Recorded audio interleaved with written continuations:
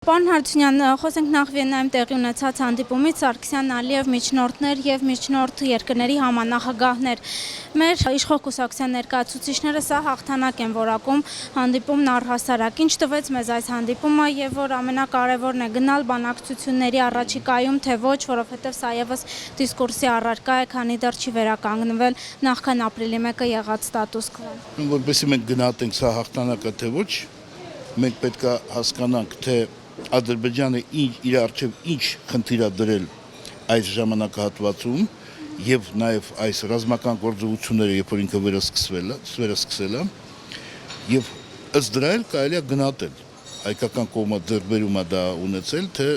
հայկական կողմի համար դա պարտություն է եղել։ Ուրեմն ակնհայտ է մի բան, որ Ադրբեջանը սկսեց այս ռազմական գործողությունները եւ դրա մասին ասվել է նաև ադրբեջանական իշխանության կողմից, որպեսզի նա ունենալով ռազմական հաջողություններ ստիպի համանախագահներին եւ հայկական կողմին համաձայնվել Ղարաբաղը որպեսզի լինի Ադրբեջանի կազմում։ Սա է եղել նպատակը։ Եվ չհասնելով մարտական գործողությունների արդյունքում հաջողությունների ինքը չստացավ նաև այն քաղաքական առավելությունը, ինչը որ նա սպասում էր։ Ինչ եղավ տեղի ունեցավ Վիեննայում։ Վիեննայում ունեցավ հետևյալը տեղի։ Հայկական կողմը հայտարարեց, նախագահ Սերժ Սարգսյանը հայտարարեց, որ որևէ մի բանակցությունների մասին խոսք չի կարող գնալ, մինչև Ադրբեջանը երաշխիք չտա, որ ինքը չի սկսի ռազմական գործողությունները, երկրորդը նա կպահպանի զինադադարը եւ կստեղծվեն մեխանիզմներ, որոնք կբացահայտեն թե ով է խախտում այդ զինադադարի պայմանագիրը։ Եվ Վիեննայում ունեցավ տեղի դա։ Համանախագահները այդ բոլոր կետերը ընդունեցին եւ Ադրբեջանը ընդունեց։ Դրանից հետո գնաց Բաքու, իր ապարատի ղեկավարի դեմքով ասեց, որ մենք համաձայն չենք, հետո ճնշումներից հետո նորից համաձայնվեցին, որ այո, մենք այդ մեխանիզմների հետ համաձայն ենք։ Այնպես որ սա կարելի է գնահատել միանշանակ, որ սա հայկական կողմերի հաղթանակն է եւ Ադրբեջանը միանշանակ չի հասել իր առջև դրված նպատակների եւ ռազմաքաղաքական տեսանկյունից եւ քաղաքական եւ բանակցային։ Օդանավում այդ ասուլիսի ընթացքում Սերժ Սարգսյանը պաշտոնապես արդեն խոսեց մեր տարածքային կորուստների մասին, որը կազմում է 800 հեկտար հողատարածք։ Նորից մեջ բերելով իր խոսքերը նշում է, որ այդ տարածքները մարտավարական եւ ռազմավարական առումով նշանակություն չունեն եւ չարժե գետ-մեկ զինվորի կյանք, որպեսզի մենք այդ տարածքները հետ նվաճենք, մինչդեռ հակառակ տեսակետներ կան, որ դրանք մեր հայրենիքն են, դրանք արյունով նվաճված հողեր են եղել եւ անհրաժեշտ է գնալ եւ հետ բերել այդ տարածք։ Ինչ տարածքներ են սրանք, եթե նախ խոսենք, արդյոք ունեն այդ նշանակությունը հիմա ռազմական ճանապարհով հետ բերելու համար։ Ուրեմն անկախ ամեն ինչից նույնիսկ մի մետր տարածք կորցրած ունի նշանակություն։ Բարի հոգեբանական, երկրորդ այնտեղ այդ հողերը ազատագրելուց զոհվել են մեր ընկերները, մեր զինվորներն են զոհվել, այնպես որ նշանակությունը դա ակնհայտ է, այստեղ քննարկելու հարց չի։ Բայց այստեղ տարբեր գնահատական են, ասենք թե Սերժ Սարգսյանը ինքը տալիս է քաղաքական գնահատականներ եւ ինքը պետության նախագահն է, դա մի գնահատական է, որտեղ նա այստեղ շատ գործոններ է հաշվի առնում։ Եվ այն մարդկանց հայտարարությունը, որոնք ասում են պիտի վերադարձնենք եւ դա նշանակություն ունեն, իհարկե դա էլ է ճիշտ։ Հիմա խնդիրը այստեղ որ հարթության վրա է։ Այն հարթության վրա է, որ եթե մենք ինչքան շատ ենք խոսում այդ տարածքների մասին, այդքան շատ ադրբեջանական կողմը ուժեղացնում այդ տարածքները, հասկանալով, որ դա պիտի հետ բերեն։ Դրա համար այս հարցում սա այն հարցը չի, որ պիտի քննարկվի, ազգովի որոշում ընդունվի կամ հանրակրվե անցկացվի։ Մենք պետք է վստահենք մեր ռազմաքաղաքական ղեկավարությանը, ես համոզված եմ, որ մեր բանակը ճիշտ ժամանակին, ճիշտ ուղղությամբ ամեն ինչ կանի, որպեսզի ամեն ինչ իր տեղը գա, այդպես ձևակերպեմ։ Այնպես որ այստեղ այն հարցն է, որ պետք չի, ոնց ասած, այս քննարկել։ Ես կարծում եմ բոլորը հասկանում են, չէ՞ որ բոլորը գիտակցում են, որ նույնիսկ մի մետր կորցրած տարածքը ունի նշանակություն։ Հիմա խնդիրը ոնց դա վերադարձնել եւ երբ։ Ճիշտ ժամանակի հարցն է, որ անհրաժեշտ գործողություն։ Ես նորից եմ ասում, եթե մենք շատ ենք խոսում եւ ասում ենք պիտի վերցնենք եւ ասենք թե նախագահան հայտարարում է կամ պաշտպանության նախարար, որ մենք պիտի վերցնենք հիմա։ Ինչ կլինի։ Մենք Ադրբեջանին ասում ենք պատրաստվեք, համրացրեք այդ պաշտպանությունը, մենք պիտի գանք։ Հասկանալի է, չէ՞ որ սա անիմաստ խոսակցություն է։ Երեք օրինակ Ռոբերտ Քոչյանը իր հարցազրույցում նշում է ինչն էր մեզ խանգարում ունենալ ժամանակակից այս տեխնիկաները,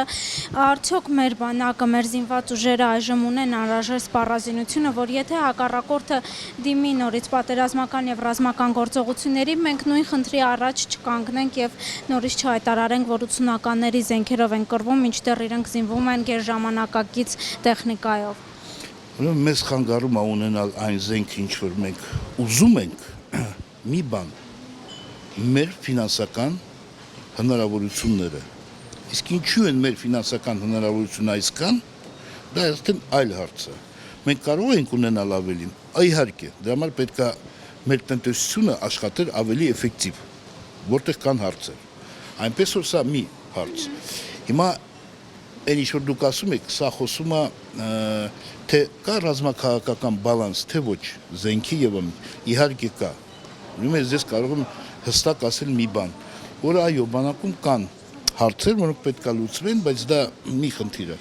Բայց ընդհանուր ռազմաքաղաքական բալանսը պահպանվում է եւ ես ուզում եմ այստեղ շեշտել, ինչի հաշվին։ Մեր տնտեսությունը հնարավորություն ունի այսօր որպեսի ապահովի մեր բանակը այն զենքով, ինչ որ մենք ունենք, ինչ որ մեզ պահանջվում է։ Եվ մեր բյուջեն բանակի չի համապատասխանում այն սպառնալիքներին, ինչ որ մենք ունենք։ Ոնց ենք մենք այդ հարցը լուծում։ Ի շնորհիվ մեր ռազմաքաղաքական համագործակցությանը եւ մեր հարաբերությունների Ռուսաստանի հետ։ Եվ այն ինչ որ մենք ունենք, որը ապահովում է բալանսը, դա ի շնորհիվ մեր հայ-ռուսական հարաբերությունների է։ Հիմա ես ձեզ ասեմ, որ այո, Ադրբեջանը ունի որոշ զինատեսակներում առավելություն, տակտիկական, բայց բալանսը պահպանվում է նաև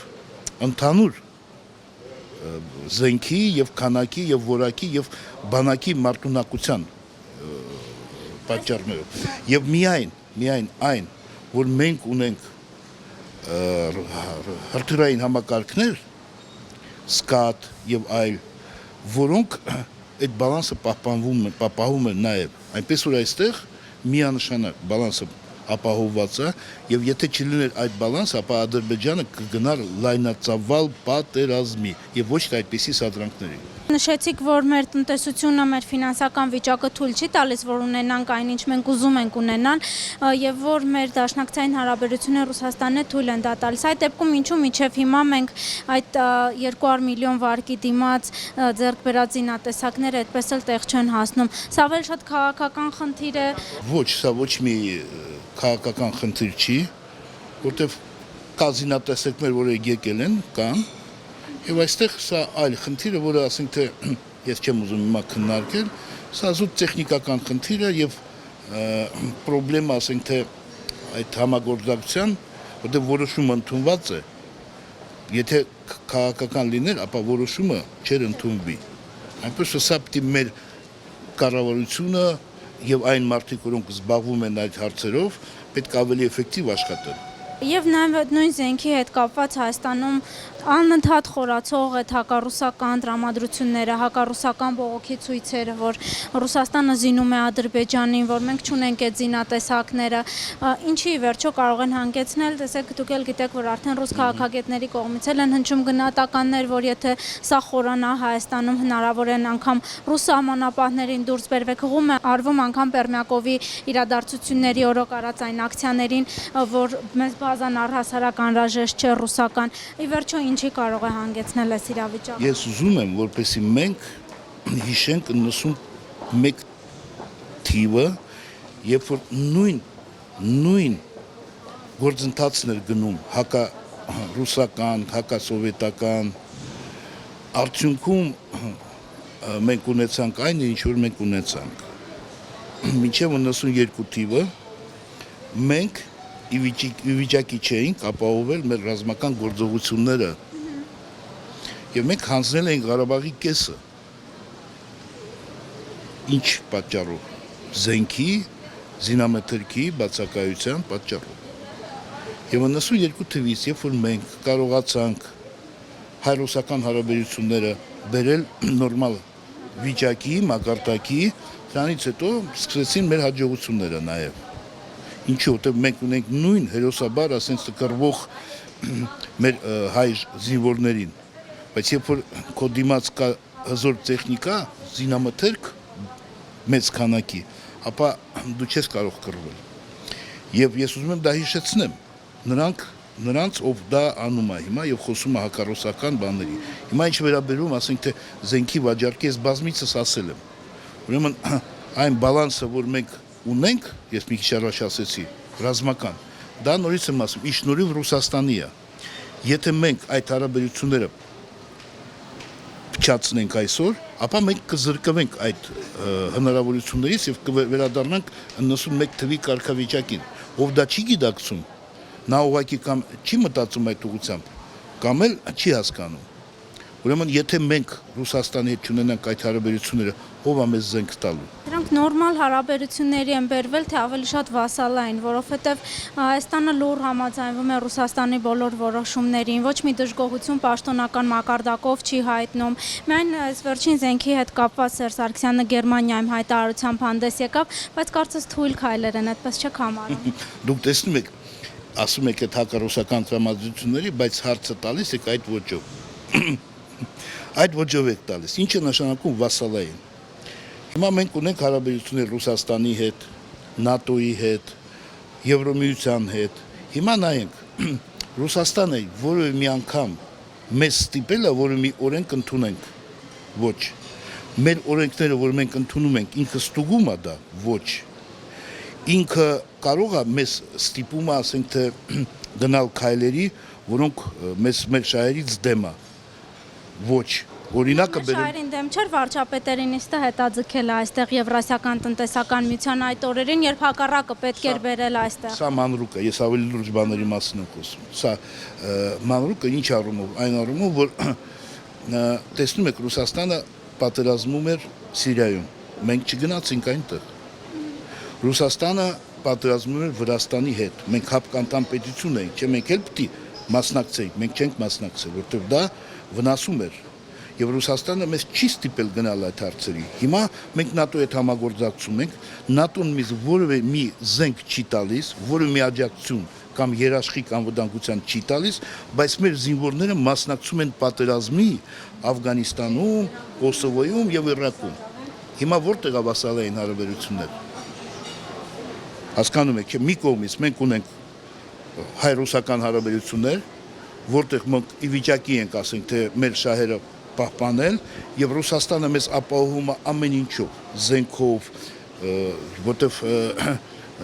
այդ գներով, որ եթե մենք շուկայական ոսոր Ադրբեջանն է վերցնում, մենք երբեք չենք կարող դա անել։ Մի հատ թող հաշվարկեն մեր բյուջեն բանակի ու տեսնել, որ մենք ի վիճակի չենք դա անել։